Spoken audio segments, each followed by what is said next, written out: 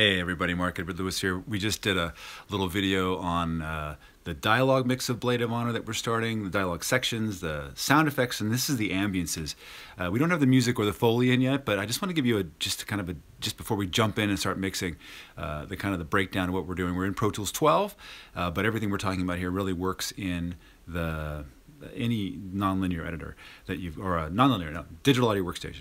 So we're at Cinema Sound Studio B, and again, everything that we do, generally 90% of the mix happens in a small project studio like this, and then we take it out to a big studio to do the final mastering so that we can save a lot of money and get all the questions that we need done at a very inexpensive way in a studio that any of you can put together. And we talk about how to do that on Cinema Sound. But and then we do the bulk of the work here. We take it out and we have a great time at a big studio and get a fantastic result for a fraction of the money that we would have spent had we just had to be there the whole time. So let me show you what's happening. I'm going to switch the camera. Yay, here's Pro Tools. I'm on two screens. Let's see. Let's go back to the top of the mix up here. I'm not running that many channels, probably about 180 now because the music and the Foley aren't yet in. There's a couple more tracks to be done. But so we start here at the top. In one of the other videos, we showed you that all the master section is here in yellow. And then we have the dialogue, which is here in red, which is super cool. In fact, I'm just going to go this way. I'm going to bank down by pages. This is sound effects, start here in green. And we go for a while with our friends in sound effects. Let me show up the mission here.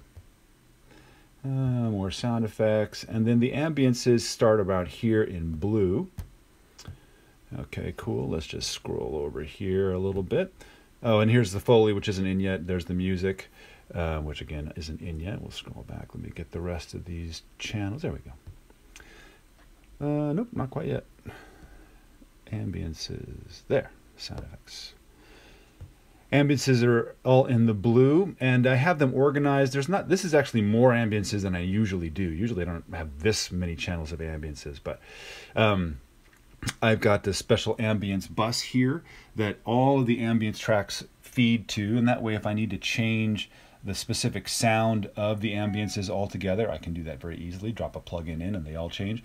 And then I have a voltage control amplifier that allows me to automate all the faders all at once, which we'll do in the final part of the mix where we're doing the kind of a more gross altering of the various disciplines.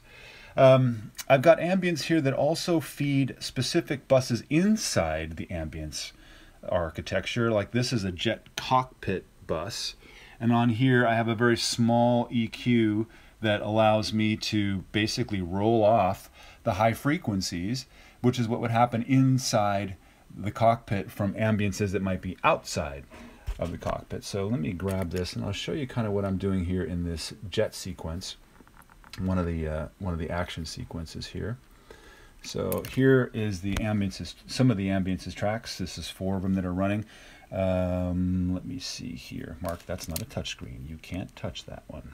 It doesn't work. You have to use a mouse.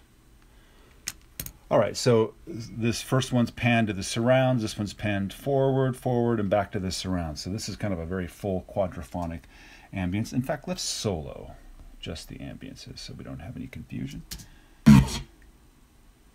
And I'm not hearing them. Why is that?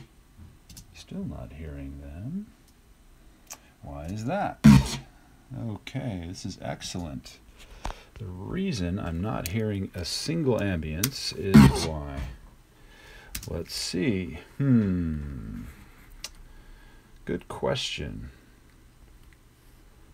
That would be, is there another solo on? Hold on a second. I'm going to have to use 2 hands. We're going to look at a screen for just a moment. Just a moment. Yes, that would be the reason. Haha! And now we're back. Too many buttons. All right, cool. There is the ambience bus.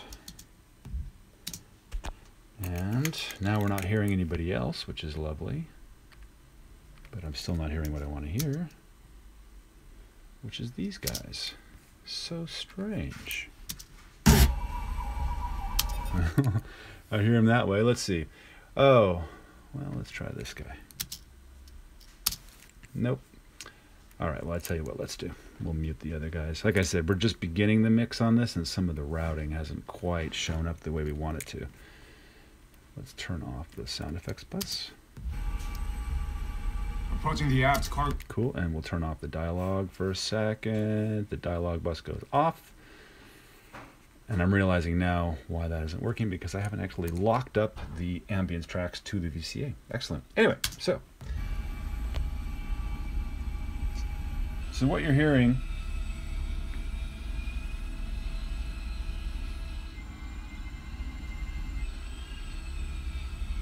on every one of those scene cuts is a different kind of sound, and I've actually burned in the pitch of these jets, the inside of the jets, inside their cockpit, so that it feels like, oh, that's a different person, that's a different person, that's a different person. And in reality, they're sitting in the same actual set. But anything we can do in sound to help separate, actors, even though they're in the same set, is really important. So let's check this out here. We're going to look at this first channel here, see what that sound is. Which is I believe it's the inside of a 747 that I've altered and made a flanger, put a flanger into, and then an EQ. Here's an inside of a Harrier jet.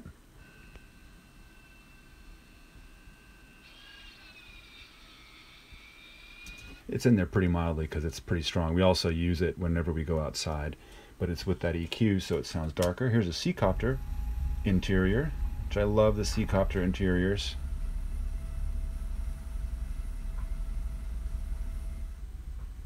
And then we've got another version of it, the Haas, actually the 747 that I made for surrounds, which has a little more of a kind of a helicopter thwop in there. You can hear the blades, but since that when you mix them all together, you really don't hear those blades anymore.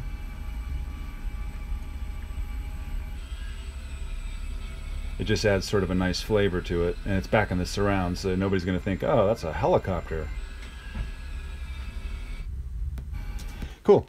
And then a lot of people ask me, well, how many frames do you need, or how much time do you need to do a crossfade between scenes? You can see this yellow bar here where I've gone through and made markers specifically to show me where scene cuts are. And then I just use a frame, which is at 23976 is 42 milliseconds. And you set up your digital audio workstation so that 42 milliseconds is the default, so that every time you hit fade, it goes bang, and that's a one frame change. And it happens after the cut, not before the cut. And that's a really critical thing. Ambiences are the #1 thing that you need to be adding lots and lots of in order to create immersion. Here's another one that we used a lot of different strange elements for. This is in there in the corridor scene.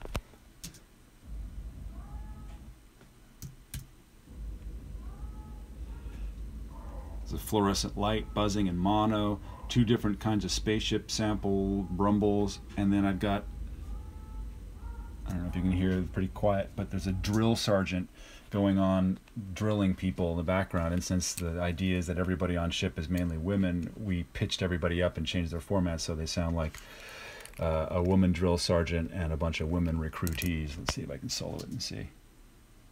Yeah, there she is.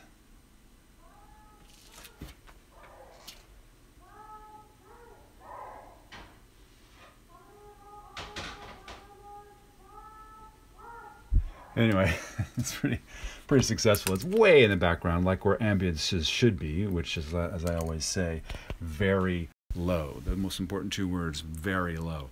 So that's our ambiences breakdown and kind of organization. Once we get the Foley in a couple days, we'll have all of that done for you, and I'll show you that. And then what else are we missing? Oh, music. Music will be probably a couple weeks yet before that's done. And then the final mix, and we'll be ready to deliver. Have a great day.